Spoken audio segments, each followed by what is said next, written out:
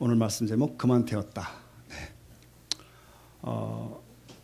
요즘 우리 한국 교회에 그 성도들이 혹은 교회가 잊고 있는 것이 있는 것 같습니다. 그것은 우리 한국의 근대사, 현대사의 그 흐름 속에서 얼마나 교회가 기독교 복음의 큰 일을 했는가, 기여를 했는가에 대한 그 자긍심을 잊은 것이 아닌가 싶어집니다. 그래서 마치 우리가 복음을 전하거나 누군가 얘기할 때 마치 무허가 약품 파는 것처럼 이렇게 어설프게 이렇게 주눅 들어서 이렇게 전하는 것이 아닌가. 그게 아닌데 우리 기독교가 한국에 약 130년 정도의 짧은 역사를 가지고 있습니다. 하나 그 짧은 역사 속에서 우리 나라와 민족에 대한 기여가 얼마나 컸는지를 다시 상기할 필요가 있습니다. 오늘날 우리가 보는 현대식 병원들, 또 현대식 교육들, 이 모든 것들이 바로 기독교 복음과 함께 온 것입니다. 교회마다 마을마다 교회가 세워지면서 백성들을 미신에 눌렸다가 혹은 억눌린 제사제도에서 비로소 해방이 되기 시작합니다. 일제시대 같은 경우에는 대대적으로 늘 앞서서 애국운동을 벌였던 것이 혹은 기독교인들 혹은 목사들이었습니다. 당시는 기독교인과 너무 적었는데 불구하고 그중에 예컨대 3.1운동 같은 경우는 민족 대표의 절반이 기독교인이었다는 것. 기독교 신자 몇 명 안 됐어요, 그 당시에. 그럼에도 불구하고 그만큼까지 앞서서 기여를 해왔습니다. 그런데 이제 흥미로운 얘기를 들었는데 해방 이후에 우리나라가 남과 북으로 갈리잖아요. 그럴 때 상당수의 식자들이 소위 그 공부를 많이 한 사람들이 북쪽으로 올라갔습니다. 왜냐하면 북한의 사상이 공산주의 사회주의가 예컨대 평등하고 인민이 잘 살 수 있다고 본 거예요. 사상적으로. 나만이 생각하는 자본주의는 안 된다. 이렇게 생각했던 겁니다. 그래서 많은 사상적인 그 관점을 가진 사람들이 북으로 올라갔다는 거예요. 한편 북쪽에서는 또 어떤 일이 벌어졌냐면은 교회와 성도들이 남쪽으로 내려오게 됩니다. 왜냐하면 공산주의 사회에서는 기독교가 혹은 종교가 불가능하기 때문에 대거 남쪽으로 내려오게 됩니다. 자, 그로부터 반세기가 지났습니다. 지금 어떤 상황인지 아시죠? 북한은 거의 아사직전의 상황이고 거의 지옥이고 인권이 다 유린되는 땅입니다. 남한은 어떻습니까? 거기에 비해 자유가 넘쳐나고 있고 곳곳에 교회가 있고 어쨌든 간에 전 세계 10위권에 거의 가까운 선진국의 반열까지 와 있습니다. 이런 생각을 하게 됩니다. 그렇구나. 인간의 지식과 사상을 추구하는 데 답이 있는 것이 아니겠다. 적어도 복음을 따르는 개인, 복음을 순종하는 가정, 나라, 거기에 소망이 있습니다. 믿으십니까, 여러분? 자, 그럼에도 오늘날 이제 말씀드린 대로 오늘의 교회와 또 성도들이 자신이 믿는 복음에 대해서 혹은 또 복음을 전하는 일에 대해서 너무 위축되어 있는 것이 아닌가. 너무 작아져 있는 것이 아닌가. 뿐만 아니라 오늘 많은 성도들이 교회에 소속되어 있지만 교회의 가치와 의미와 소중함에 대해서 많은 경우 상실된 마음을 가지고 있다는 것이죠. 물론 귀하게 잘 섬기는 분도 있습니다만 그렇지 못한 경우도 많기 때문에 오늘 다시금 우리는 이 교회의 일반적 가치부터 얘기를 시작을 하려고 합니다. 여러분 구약을 살펴보면 기원전 2000년에 하나님께서 한 사람을 부르시죠. 아브라함입니다. 이때 하나님께서는 이미 한 큰 가족을 마음속에 그리셨어요. 아브라함을 통하여 그 약속대로 만들어질 민족, 이들이 드디어 이스라엘이 되죠. 하나님은 저들을 통해서 하나님을 경외하는 거대한 인류 공동체를 꿈꾸고 계신 겁니다. 자, 그 후 이 땅에 예수님이 오셨습니다. 예수께서 맨 먼저 하신 일이 무엇입니까? 12명의 제자들 뽑으시면서 작은 새 공동체를 만들기 시작하셨어요. 주님이 그 사명을 마치시고 하늘로 돌아가셨을 때 대신 이 땅에는 주님의 영이신 성령이 오십니다. 성령은 120명이 함께 모인 그 모임 후에 임하셨고 그들 모두를 성령 충만한 그 그룹으로 무장을 시킵니다. 그날이 오순절, 오늘입니다. 구약의 절기로서의 맥추절은 첫 번째의 볼이나 혹은 밀을 추수한 곡식을 드리는 날이었다고 한다면 신약에 있어서 맥추절은 영혼을 추수해 드리는 날입니다. 의미 있는 명절이죠.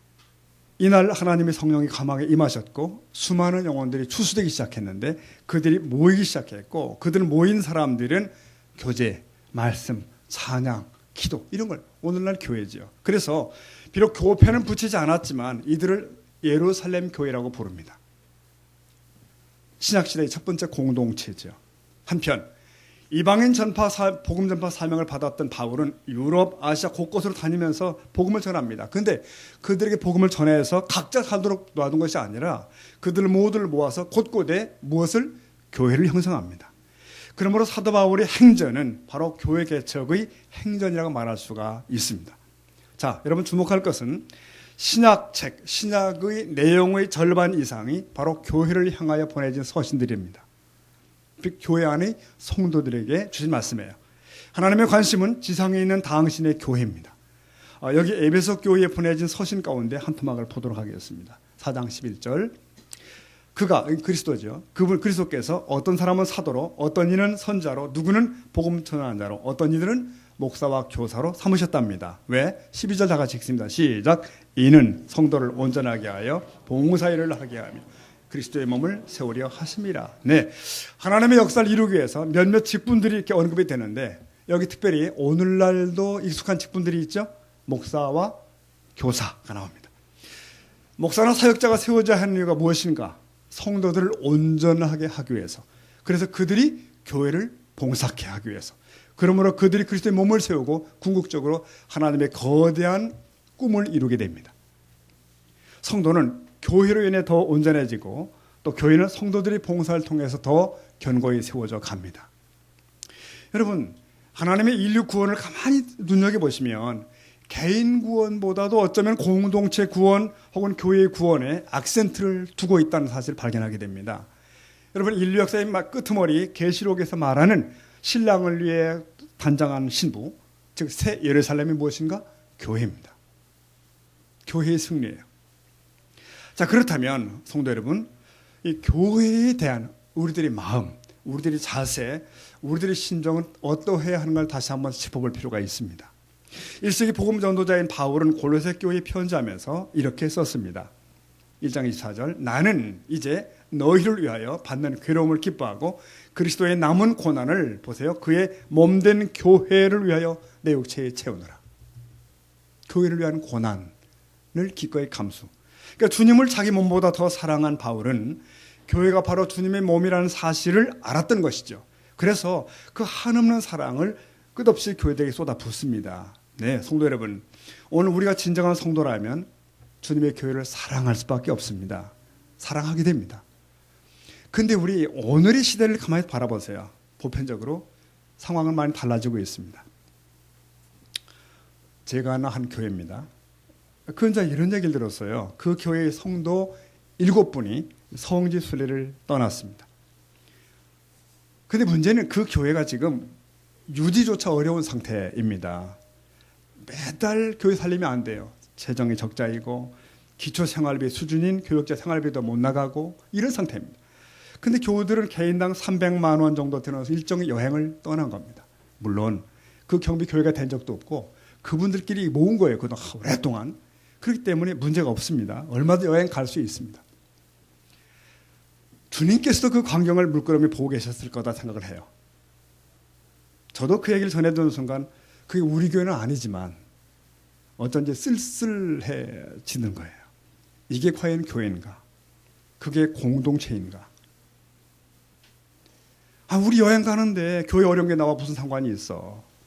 나 여유 있게 누리며 사는데 교회 안에 어려운 이웃이 있다는 게 나와 무슨 상관이야? 그런 식의 사고를 우리가 가지고 살아간다면 단언컨대 그런 정상적 성도 아닙니다. 주님을 사랑하는 자 아닙니다. 여러분, 우리는 아무 생각 없이 찬송가를 부를 때가 참 많이 있어요.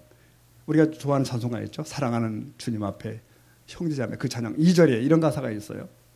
찬송가 가사 22절 보면 사랑하는 주님 예수 같은 주로 섬기나니 한 피바다 한 몸 이룬 형제여 친구들이여. 네, 읽어보실까요? 그 다음 시작. 한 몸같이 친밀하고 마음으로 하나 되어 우리 주님 크신 뜻을 성으로 준행하세요. 가사를 읽다 보면 가슴이 짠합니다. 우리 앞서간 성도들이 이런 찬송가를 지어 부른 거죠. 이게 주님의 교회라는 깨달음을 그들은 얻은 것입니다. 여러분, 우리는 홀로 신앙의 길을 가지 않습니다. 교회라는 가족 안에서 머뭅니다. 그러므로 내가 어떻게 처신해야 되는지, 내가 어떻게 말해야 되는지, 내가 어떻게 움직여야 되는지 깊이 생각할 필요가 있습니다. 그 문제는 나의 영혼뿐만 아니라 바로 곁에 성도의 영혼과 밀접히 관련되어 있습니다. 그러므로 좋은 본을 주위 사람들에게 보여야 됩니다. 이것이 먼저 믿은 분들 혹은 직분자들의 책임이에요. 다른 교회 가서 신앙생활 하시는 이제 지금 교우가 때로 안부를 전해오는 경우들이 있습니다. 그분이 그런 말을 해요. 우리 가족이 그 교회 들어가자마자 새신자반에 들어가라고 해서 우리가 새신자가 아닌데 안 하면 우리 교회 교인 못 된다고 해서 우리 부부 맞벌이가 다 힘든데 주중에 따박따박 그 자리에 참석할 수밖에 없었다는 거예요. 다 해냈답니다. 그리고도 그 교회 공동체에 이렇게 합류되기 위해서 막 주일에 무지 애쓰고 있다는 거예요. 전화를 끊고는 이제 참 아쉬움이 남더라고요. 그래, 그 말이 맞지만 그 열심, 그 마음을 여기 있을 때 하셨으면 얼마나 좋았을까. 근데 여러분, 그분들이 그 열심 내는 게 이상한 일이 아닙니다. 정상이고요. 그게 교인입니다. 성도 여러분, 우리는 이 동리에서, 주위에서도 때때로 다른 교회 교인들을 눈여겨볼 필요가 있습니다. 그들 가운데 특별히 신앙생활 잘하는 분들이 가끔 있어요. 교회 생활 잘하는 분들이 있습니다. 그들을 눈여겨보셔야 됩니다. 그냥 바깥에 맴돌면서 불평하고 그런 사람들 말고 제대로 한 분들은 이게 도전을 받으셔야 된다고요. 제가 몇 주 전에 우리 여름 휴가철 앞두고 기도원이란 무엇인가 오후 집회 시간에 말씀을 드린 걸 기억나십니까? 건전한 기도원들이 한국엔 많은데 활용하면 좋다 말씀드렸고, 개인이나 가족의 영적 충전과 심지어 휴가에도 유익하다 말씀을 드렸어요. 근데 특별히 그런 자리에 가게 되면 우리는 뭘 봅니까? 타교의 성도들을 보게 됩니다. 그들이 기도하는 모습, 찬양하는 모습, 말씀을 듣는 모습들을 보게 돼요. 그러다가 내가 미처 잊었던 열심을 다시 회복하는 수가 있습니다. 도전이 되는 거죠. 하지만 더 좋은 것은 우리의 교회 안에서 피차 그런 모본과 샘플을 서로 발견할 수 있으면 참 좋겠습니다. 바로 그거예요. 이렇게 메마른 시대에도 그런 귀한 이들은 곳곳에 있습니다. 그러므로 주님의 교회가 교회답게 만들어져 갑니다. 성도 여러분, 저는 이 설교의 주제 가운데 교회에 대한 봉사나 섬김에 대해서 언급을 잘 안 하는 편의 목사라고 생각해요. 왜냐하면 이 신앙생활이란 넓거든요. 단지 교회만 자주 나온다든지 교회 일만 열심히 한다, 그거 아닐 수 있거든요. 물론 전에 보면 겉으로 대단히 교회 안에서 열심을 내지만 실상 들어가 보면 그 속내를 보면 쭉정이들도 많이 봤거든요. 그런데 여러분, 뒤집어 생각하면 이렇습니다. 한 교인이 있다고 하십시다. 오래 교회 생활을 하고 있어요. 그러나 교회에 대한 애착이 전혀 없습니다. 교회에 대한 관심이 없습니다. 교회 집회도 가볍게 여겨요. 이거 어떻게 생각해야 될까요? 그는 기본을 갖지 못한 상태라는 거죠. 그러니까 곱하기 나누기를 배워나가야 되는데 더 센 빨 쓰면 안 되는 거예요. 지금 여기 문제가 있습니다. 특히 우리 새수망 성도 여러분, 하나님께서 오늘 우리 새수망 교회의 현실에 대한 아픔을 가지고 계십니다. 단지 상가 5층에 있다는 이유만이 아닙니다. 그건 외양이고요. 그보다 더 중요한 것은 우리들 내면입니다. 각자 영적인 상태예요. 우리는 과연 건강한가? 우리는 함께 자라가고 있는가? 우리는 서로의 성장에 격려가 되고 도전이 되고 있는가? 얼마 전에 제가 히말라야 산맥 이야기를 들었지 않습니까? 세계 최고봉인 에베레스트 산이 어떻게 가능하냐 이거예요. 히말라야 산맥 가운데 있기 때문에 가능하다. 그래서 산맥 가보면 모든 산봉우리들이 다 높아요. 다 우람해요. 그래서 그들 가운데 한 뼘 높았더니 세계 최고의 산이 된 거예요. 여러분, 한 교회가 히말라야 같은 모습을 유지할 수 있다면 얼마나 좋은 것일까? 성도들의 영성이 아주 강하고 건강하다면 얼마나 좋을까? 평균치가. 하나님을 향한 순수한 열정의 온도가 강렬한 그런 공동체라면 얼마나 좋을까? 그 안에 있는 분들은 다 건강하겠죠, 여러분. 여러분, 우리는 깨어나야 됩니다. 교회를 위해서가 아니라 여러분의 진정한 삶을 위해서 필요해요. 우리의 영혼을 위해서 그것은 필요한 것입니다. 성경은 말합니다. 교회는 그리스도를 사령하는 모신 군인이라고 하잖아요. 그러니까 전신갑주를 입게 됩니다. 여러분, 군인을 군인답게 만드는 게 뭐예요? 상명하복입니다. 상명하복. 사령관의 명을 바로 따르는 그런 군대, 질서. 그거 무너지면 오합지졸되죠. 지난주일 오후에 북한 선교하는 선교사님이 오셨었지 않습니까? 그분의 말씀 가운데서 북한에 가면 구호가 외치는 게 구호가 있다. 뭐냐? 당이 결정하면 우리는 따른다. 그거 무섭고 살벌하지 않습니까? 당이 명하면 산이든 바다든 남한이든 뭐든 공격하는 거예요. 그런 군인들을 오늘 대한민국의 군인들이 상대할 수 있을까? 여러분 근자의 신문이 났죠. 우리나라에 전쟁이 나면 10대, 20대는 어떻게 하는가? 60%가 해외로 도피한다. 잽싸게. 주로 이렇게 나와 있는 것 같아요. 정신전력이 너무나 해이하게 되어 있는 걱정이죠, 여러분. 여러분, 그보다 더 심각한 건 뭔지 아십니까? 어쩌면 지금 우리들 그리스도의 군사들의 상태일 거예요. 우리는 진정 하나님 앞에 진정한 군사로서의 마음을 갖고 있을까? 충성스러운 군대 맞나? 그런 자세로 그 말씀을 복종하고 있을까? 뭔지 아시죠? 북한의 김정은입니다. 이 사람이 고모부를 숙청하면서 그때 했던 말이 사자성어가 양봉의무이라는 말이 딱 있다고 그랬죠. 겉으로는 떠받들고 복종하면서 속으로는 배반하는 이중적인 자세, 이래가지고 고모부를 숙청했다는 거 아닙니까? 우리가 간간히 북한 소식을 듣습니다. 고위직 아무개가 또 숙청됐대. 이유가 뭐냐 하면 김정은이 말할 때 졸았다. 이런 거잖아요, 주로. 그럼 숙청되는 겁니다. 김정은이 공장이나 군부대를 순시하고 수행하는 사람들은 손에 수첩을 들고 단 한마디라도 말씀 없어서 다 받아줬고. 생각 많이 하셔야 됩니다. 우리는 하나님 말씀 앞에 어떤 자세를 갖고 있을까? 기억조차 하지 않는, 듣고 깨달아도 지키지 않기로 결정한, 자기를 속이는 자와 같은 그런 자리에 있는 것은 아닐까 돌아보셔야 됩니다. 하나님도 숙청할 때가 있어요, 여러분. 때가 차면. 때가 차면. 오늘 주일날 아침에도 하나님은 저 목사를 세워서 내게 말씀하시는데, 마음으로는 동의까지는 하겠다. 하지만 내가 그렇게 살 필요는 없어. 그런 상태가 유지되면 하나님의 자비의 시간도 끝나겠죠, 여러분. 자, 여러분은 어떻게 생각하십니까? 이 시대의 그리스도의 군사들은 지금 군기가 상당 부분 빠져 있다고 생각해요. 성도 여러분, 특히 우리 세상 성도들은 할 말이 좀 있습니다. 그렇잖아요? 하나님께, 주님, 우리가 몇 년간 힘들었잖아요. 좀 쉬어야 됩니다. 우리는 놔두세요. 하지만 여러분, 잠들면 죽습니다. 영적인 잠은 우리를 무쟁해제시키죠. 기도를 쉬고 봉사를 쉬고 희생을 멈추고 어느덧 다 영적인 잠에 들어갑니다. 큰일 납니다. 성도 여러분, 우리는 사실 다 함께 감당하기 힘든 광야길을 걸어왔지 않습니까? 지금도 아직 광야길이지만 7, 8년 이상. 근데 그게 우리를 성숙시키고 우리의 신앙에 나온 인격을 만들었어야 된다고요. 그게 되지 않았으면 낭비된 시간으로 남을 수도 있습니다. 그렇게 되면 허탈한 거죠. 저희 고민도 사실 그겁니다. 그 이전의 이진우와 그 이후의 지금의 이진우가 하나님 보시기에 어떤 차이가 있을까? 내가 어떤 변화를 가지고 있는 것일까? 고민하게 되죠. 노인의 어떤 목사님들은 우리 새소망교회를 아주 궁금하게 여깁니다. 그래요. 그 수년간 그 큰 역경을 통과한 저 교회 성도들이 얼마나 대단하냐, 얼마나 성숙한 모습인가, 이렇게 그런 쪽으로 저한테 얘기를 자꾸 합니다.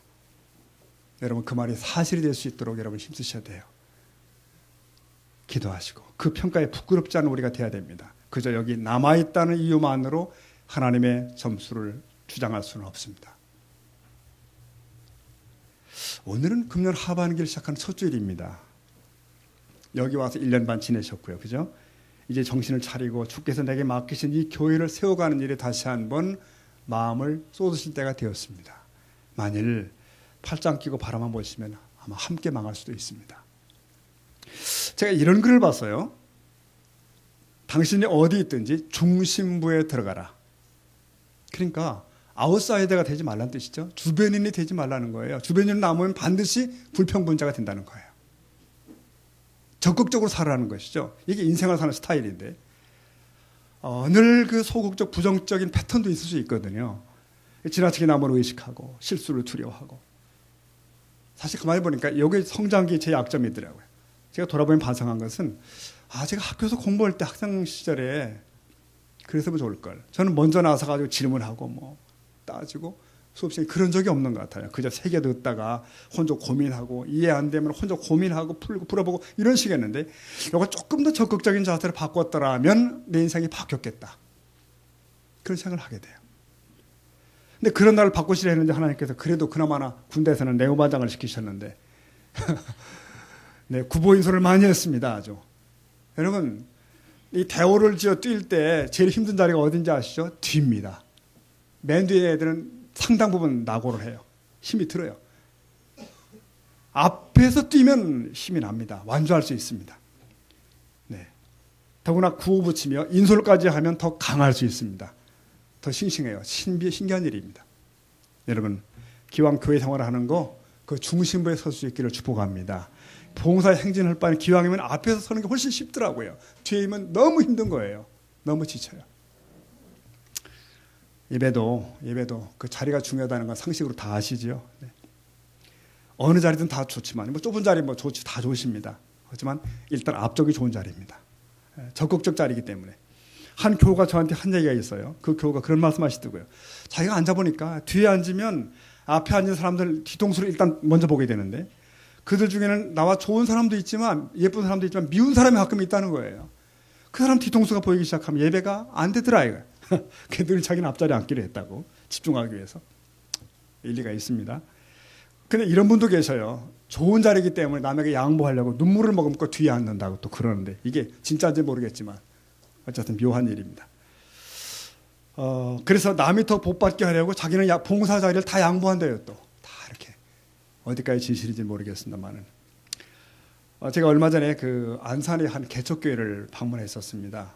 개척한 지 한 1년쯤 되는 중국 그 교포교회예요. 지금 숫자가 많은 건 아니죠, 물론. 근데 이분들이 참 주님을 사랑하고 교회를 아끼는구나 그렇게 강하게 느낄 수 있었던 대목이 있습니다. 무슨 얘기 들었냐면 이 교인들의 봉사가 각각 영역별로 전문화가 되더라. 자동적으로. 그게 뭔 소리냐 그랬더니 이렇답니다. 어느 교우가 특히 그 점심 식사를 이렇게 이제 준비하는 교우가 있었는데 이분이 점점 자리를 확 분명히 하더니 아예 식사 준비만 하는 게 아니고 쌀 사오고 부식 사오고 모든 걸 다 책임져 버린대. 그쪽은. 그 분야는 자기 몫이라고. 때가 될 때까지 하겠다고. 그래서 다 그쪽 가버렸다는 거예요. 책임을. 교회당 청소는 성도님이 계신데 화장실하고 이분은 아예 뭐 청소와 교회 관리비를 다 전기 수도까지 다 책임지기로 그쪽으로 갔다. 이런 식으로 이렇게 나눠져서 교회가 어려움이 없다고 그래요. 그러다 보니까 어느 교우는 월 수입의 50%를 헌금을 드린다는 거예요. 그래서 말렸답니다. 아니 그렇게 하고 어떻게 살려고 그러냐고 했더니 하고 싶어 할 때는 말리지 마십시오. 이래 가지고 말리도 못한다고. 여러분 무슨 생각 나십니까? 그러면 망할 것 같잖아요. 망할 거. 근데 망하지 않더랍니다. 그분들. 하나님은 거래하는 분은 아닙니다. 네. 그러나 순전한 헌신에는 반드시 상응하는 보상을 저는 한다고 생각해요. 하나님 복을 주신 분이거든요. 복 주시길 너무나 원하셔요. 근데 너무 병적으로 하나님 배척해서는 안 됩니다. 왜? 모든 선한 것이 다 위로부터 옵니다. 위로부터 옵니다. 단지 차이는 내가 복이라고 생각하는 것과 그분이 주시는 것에 차이가 있을 수 있다는 거죠. 또는 내가 원하는 타임과 그분이 주시는 타임이 맞지 않는 차이가 때로 발생할 수 있습니다. 그러나 그분은 우리에게 복을 주신 하나님이십니다. 믿으면 아멘 하십시오. 아멘. 성도 여러분, 저와 여러분은 주님을 사랑하셔야 됩니다. 그 사랑이 회복되면 주님의 교회를 사랑하게 됩니다. 아끼게 됩니다. 사랑하면 관심이 갑니다. 그리고 그 필요에 예민하게 됩니다. 노예네 한 목사님으로부터 들은 얘기인데 아직은 지하 상가에 있는 아담한 교회예요. 이 동네 가운데 있다 보니까 새벽 기도회에 다른 교인들이 와서 자리를 앉는데 본 교인들은 없지만 다른 교인들이 와서 앉아있대요. 어느 아침에 한 성도가 얘기를 하더랍니다. 저희 집에 화분이 좀 있는데 꽃 화분 2개를 앞에 갖다 놓으면 어떠시겠냐고. 그래서 그러시라고 그랬더니 다음날 아침 새벽에 이렇게 화분 2개 와 있더래요. 꽃이 얼마나 예뻐요. 향내도 나고 좋았네. 그런데 마음이 굉장히 쓸쓸하더라고요. 왠지 아시죠? 왜 다른 교회 성도들은 이 교회 신뢰가 허전한 것이 보이는데 우리 교인들이 안 보일까? 이게 마음에 걸리더란 거예요. 내내. 왜 우리 교인들은 안 보이나? 성도 여러분, 교회는요 늘 빈 구석이 있습니다. 늘 큰 교회든 작은 교회든 뭔가 부족함이 있어요. 그게 눈에 보이는 이가 있고 안 보이는 이가 있습니다. 그 차이가 뭔지 아십니까? 사랑입니다. 사랑은 관심이거든요. 그리고 필요를 채우고 싶어 해요. 그게 자식에 대한 부모의 마음이에요. 주님을 높이면 주님의 교회를 아끼게 되는 건 공식입니다. 그렇죠. 이 마음의 회복이 필요합니다. 이 회복을 주께서 허락해 줄 줄 믿습니다. 여러분, 큰 일은 작은 일부터 시작되는 거 아시죠? 그래서 주일 성수라든지 이렇게 자신의 자리를 지키는 문제, 신앙의 기본이죠. 여러분, 기본이란 기초란 뜻이고 기초가 무너지면 다 없다는 뜻입니다. 자신이 이미 맡은 바에 대한 봉사에 대한 책임 같은 거, 그거 가볍게 여기지 않는 일, 이거 중요합니다. 어린 다윗이 이스라엘 왕으로 부름받는 장면 잘 아시죠? 들판에서 하잘것없는 양이야 지키고 있는 그런 자리인데 하나님께서 보신 거죠. 그 성실함 보시고 너 그 양 때 잘 지키는 거 보니까 내 양을 지킬 수 있겠다. 와라. 이렇게 왕이 되는 거 아닙니까? 한번 따라 하십시다. 하나님 앞에서 성실하자. 네, 저와 여러분이 깊이 생각할 대목입니다. 책임을 맡은 내가 부득이 빠지게 되면 어떻게 될까요? 대체를 분명하셔야 됩니다. 아무 태안도 없이 소리도 없이 그냥 없다. 있을 수 없는 일이죠. 여러분 생각해 보세요. 주일 아침에 이렇게 힘들게 5층까지 와서 교회 올라오셨는데 담임 목사가 안 보여요. 어디 갔지? 친척 결혼식 갔대. 이래버리면 여러분 어떡하시겠어요? 기절하지 않으시겠어요? 우리 하나님 앞에 섬기는 몫은 다 똑같습니다. 다 소중해요. 다 귀합니다. 저와 여러분이 하나님 앞에 사는 원리는 마찬가지라고요.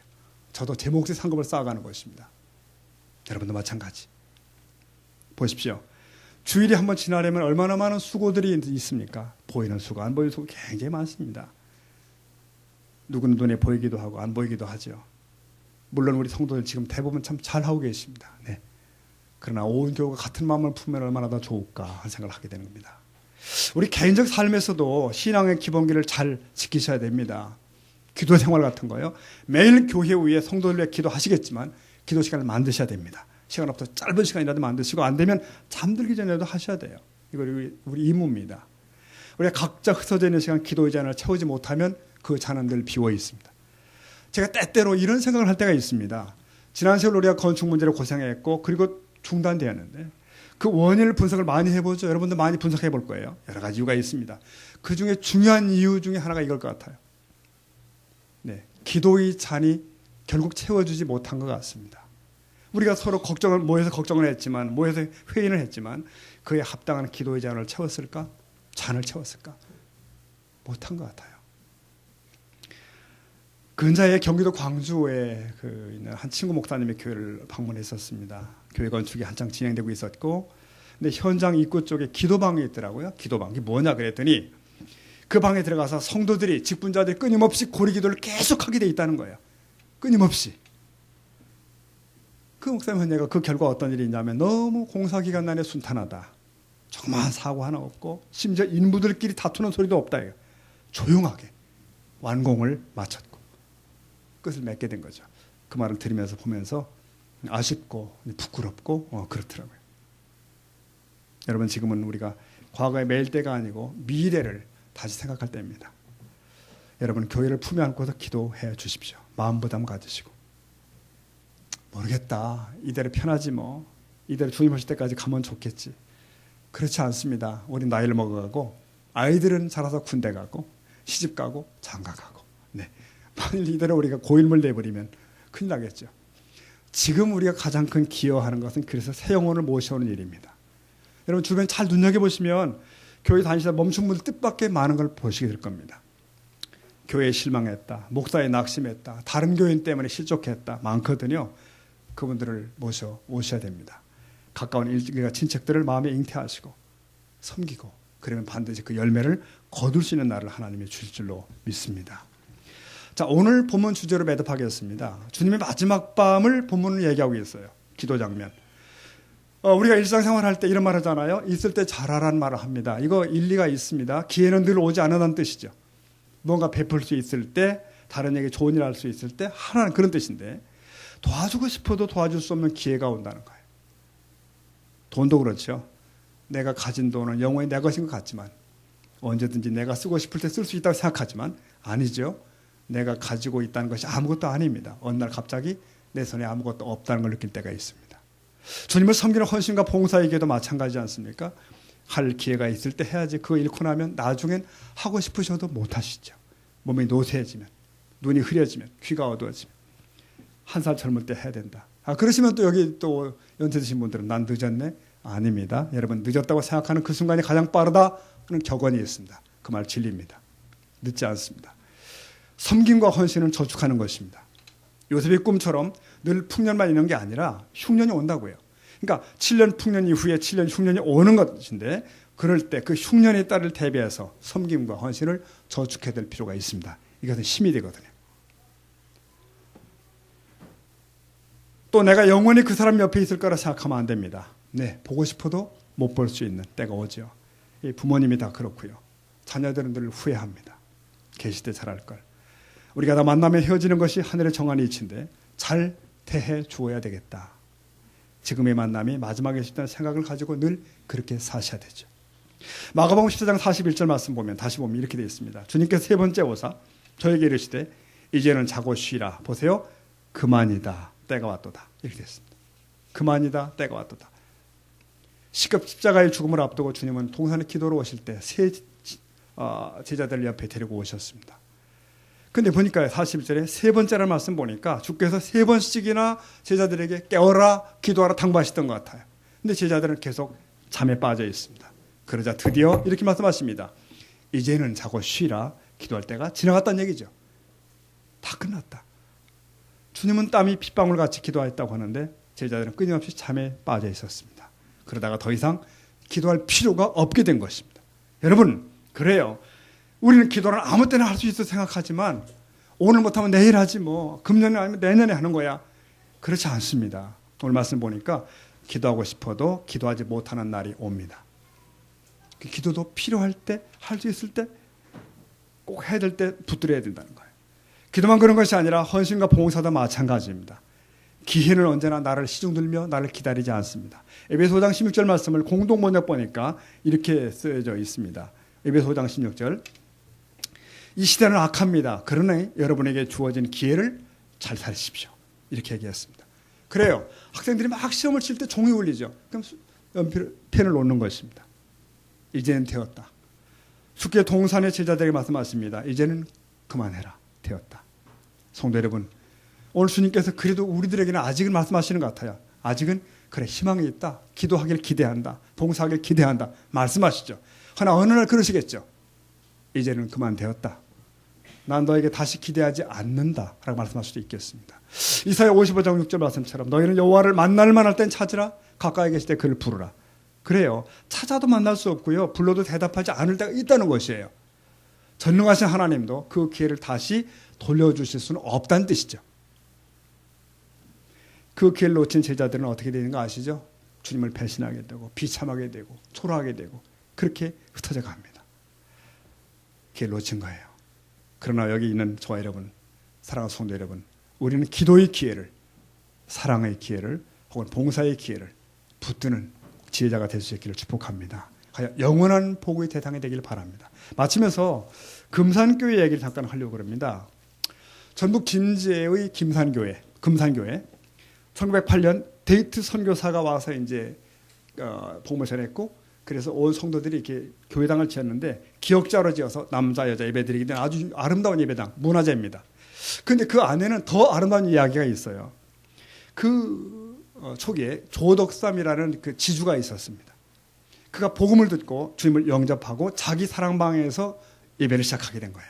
그러다가 성도가 많아지게 돼요. 교회를 짓게 될 때 교회의 땅을 부지를 헌납을 하게 됩니다. 해서 교회당을 짓게 되는데 자, 교회당 헌당하고 나서 장립 투표가 있었습니다. 투표 결과 이 조덕삼 이분은 떨어지고 그 집의 머스민 이자익이라는 이가 선출되는 거예요. 즉 쌍놈이 양반을 이긴 그 당시로 특별한 사건입니다. 이에 대해서 조덕삼 후보라고 하니까 그분이 이렇게 얘기했다고 그러죠. 이 결정은 하나님이 하신 것입니다. 저는 하나님께 순종해서 앞으로 이자익 장로님을 받들어 열심히 교회를 섬기겠습니다. 정말 그렇게 그날 이후로 그는 섬기신 거예요. 끊임없이 봉사하고 섬기고. 이 머슴 이자익의 신앙과 능력을 소중하게 여기고 인정하고 계속 키우기 위해서 섬겼던 거죠. 네. 물론 수년 후에 이분도 장로가 되셨는데 근데 그로부터 몇 년 후에 어떤 일이 있었냐면은 이 이자익 장로님을 평양신학교에 진학을 시킵니다. 그 당시 신학교 딱 하나죠. 신학시켜서 그분을 목사를 만들어요. 해서 그분을 다시 데려와서 제2대 담임 목사를 모시고 섬기게 됩니다. 참 감동스러운 스토리예요. 그 이자익 목사님은 교회사를 보면은 우리 대한예수교 장로회 총회장을 3번이나 총회장을 역임하신 분입니다. 그러니까 이분은 한국교회 거목으로 성장하게 섬겼던 이 조덕삼 장로라는 분이 참 눈이 있는 분이에요. 주님의 이름으로 끝까지 낮은 자리에서 헌신하고 섬겼던 참 미랄 같은 존재가 바로 이분입니다. 이 조덕삼 장로. 이 조덕삼 장로님의 손자가 조세형 장로, 조세형 국회의원 아시죠? 그분입니다. 이 조세형 장로가 이런 말을 했습니다. 조부는 일하지 않는 사람 먹지도 말라 하시면서 새벽마다 자식들을 깨워 과수원에 일하도록 했고 부지런과 근면 성실을 가르치셨다. 그러면서 1919년 돌아가실 때 할아버지는 예수를 잘 믿어라. 거짓말을 하지 말라라고 강조하셨다. 그리고 찬송가 525장 4절 끝까지 부르시고 임종하셨다. 그랬습니다. 우리 짧은 한국교회사 역사 속 이렇게 귀한 섬김의 사람들이 있습니다.